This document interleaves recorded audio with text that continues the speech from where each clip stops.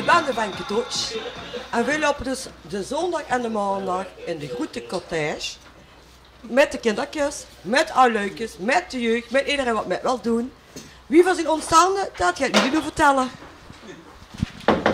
We zijn ontstaande 11 jaar geleden.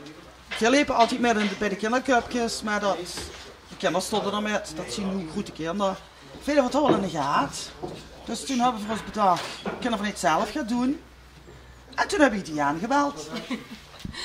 Nou, toen belde Lili en toen dachten we, zou het niet leuk zijn van een optocht met te lopen allemaal. Maken we een kaart.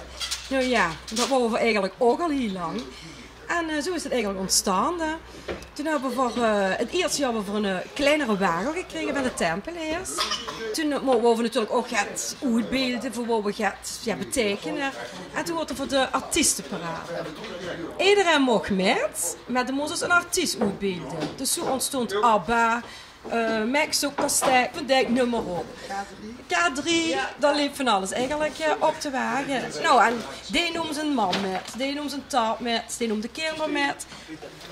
Ja, toen bestond er voor een jaar of 3 als artiestenparade. En toen wordt de groep steeds groter. En toen hadden we ze gewoon een kleur kiezen. Dat is leuk. En een grote massa, dezelfde kleur. En toen hadden we eigenlijk, zijn we begonnen met helemaal los op te wagen. En toen kiezen we voor de kleuren, turquoise, zwart en zilver.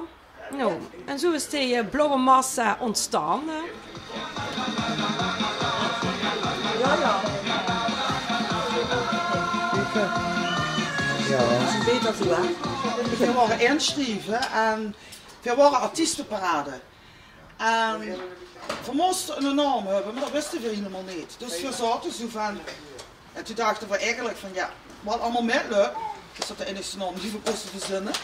Alles erin. Ja, alles kan en alles mag, ja.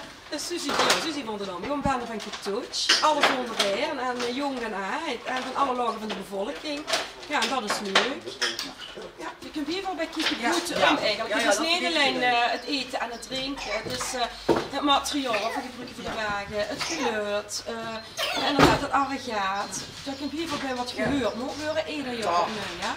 De tap, de vrachtwagen, de chauffeurs moeten altijd heel blij met zien in de vrachtwagen. En ook in de bus. Toen moest er toch zo'n goede groep. Het is heel belangrijk dat ze bijeenhaalt. Daarvoor hebben we ook achteraan een bus rijden.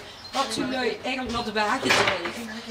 En wat ik ook ongelooflijk vind, is toch nog steeds zoveel artiesten het ook chic vinden met vrijwillig. En met name ook de vrijwilligers die met helpen. Daar zijn we ook heel dankbaar voor. Want jullie hebben ze ook nodig, ja.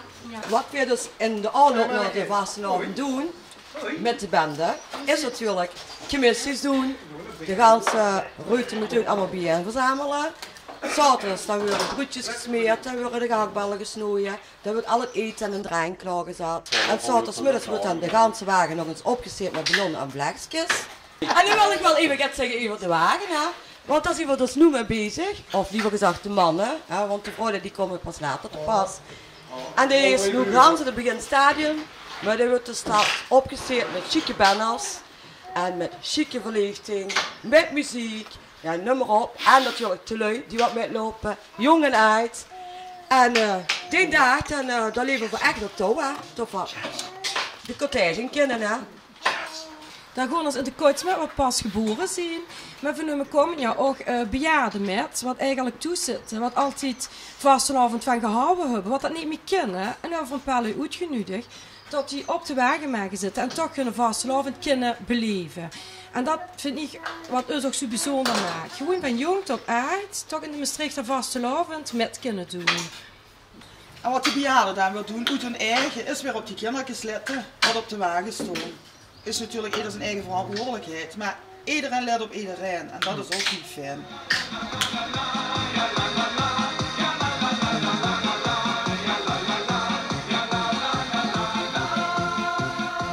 Broodjes voor de eerste gesnoeien.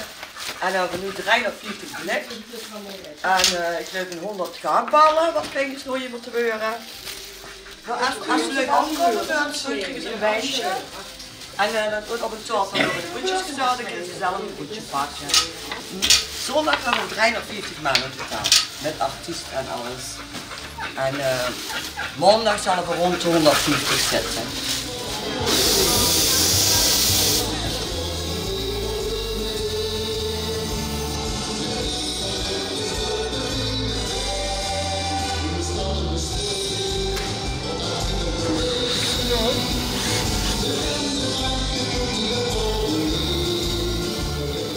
smiddags, dan vertrek je weer dan rond de HV. En weekend is dat, dan komen we daar bijeen. En dan kan iedereen die wat dus betaald heeft en de allemaal heeft, die krijgt zijn beentje. En dan vertrekken we de cortège in. En de kinderen komen erbij, tuurlijk, die gaan ons bij.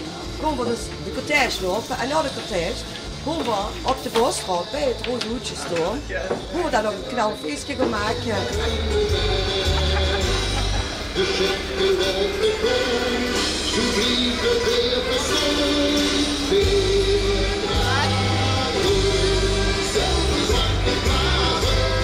Vroeger gingen we op maandag op de Vriendhof. Maar op een gegeven moment wordt het heel lastig met het verkeer en zo. En toen zijn we ook zo'n 20 dagen op de Bosstraat terechtgekomen.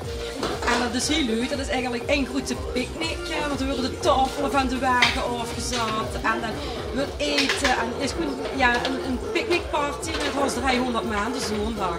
Wat ik wel heel leuk vond, dat we toen de cortège wordt afgelast met de snie. Oh ja. Dan kupt ze alles in. Ja, dus is men heel op draai, eten en de snie. Dat is heel leuk eigenlijk. En toen ging het ook toch niet door. Toen hadden we gezegd, ja, we gaan toch. We zetten de wagen midden op de Vriendhof en we kijken wel. Nou ja, goed, alles was helemaal geweldig. Ja, dat was schitterend.